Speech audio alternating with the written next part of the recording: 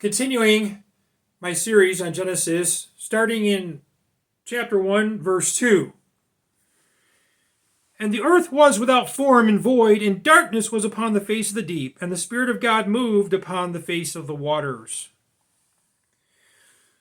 So, between Genesis 1:1 and 1:2, some people taught the gap theory, which means there's an indiscriminate amount of time that God could have been doing evolution or any other creative powers and forces, because in verse 1 it just says there's a beginning, and then here in verse 2 we begin to get some of this information about the things that were happening at that point in time. The way it describes it is if there's something there now in verse 2. So how do we go from verse 1 to verse 2? I believe that verse 1 is more of a title page or a summary statement about what is going to be shared here. And it's about the entire book of Genesis, so to speak, but especially in these first couple of chapters, this is an emphasis to let us know that this is about the beginning. That's the topic, the title being given, more or less.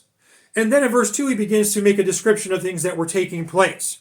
Now, that does not mean that there has to be a huge gap between those verses. It really does depend on how you read it.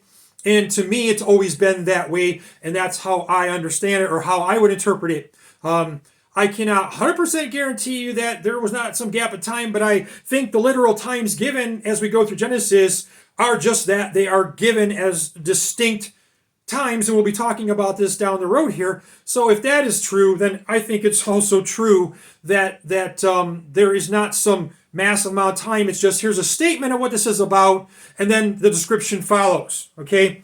Now it says the earth was without form and void. So that's just a statement of, the earth was in matter, so to speak. It was an existent thing, or the formation had begun or was just beginning. All right. It was without form and void, but it was planned and the purpose was moving forward at this point in time. That's how I would understand that. Without form and void. So it's going to come into fullness of being here at this point. Now, if God at the beginning started with earth and built everything else around it, it doesn't really matter how he made the universe. Whatever it looks like now is not what it looked like then. There was a starting point. There was a beginning. There was Bereshit. Genesis means in the beginning, right?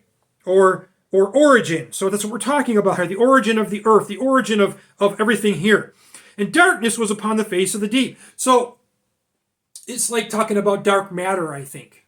What they call dark matter. The power of God, the intangible expression of God's being and God's person was taking place here at this time. It was being manifest at this time. And so it starts out that this formless void of earth, whatever that exactly is about to come into fullness of creation, right? He's about to begin making it from this, sort of a nothingness almost, right? So then it says darkness was upon the face of the deep. So in this universe, when he first started at the very beginning, it was a dark place. There was nothing there. It was just an empty space, more or less, is the way I would read that. And it says that the Spirit of God moved upon the face of the water. So it's later that God creates the seas down in creation here one of these days, right? But it's talking about water taking place or water existing right here. So I believe, again, we're talking about the creation of the universe, so we're talking about a cosmic thing. Some people believe that hydrogen was the first element that existed in the universe. Maybe it was. You have to have H to make the 2O, right? So maybe this is where we're getting this very, very fact that the hydrogen was there, that God put that forward immediately so that he could then make the 2O and form the waters. But what if the waters here isn't a fully saturated rain point, dew point, or whatever that takes place in the earth? But before that all takes place, there is a mist or some other form of some other form of liquid.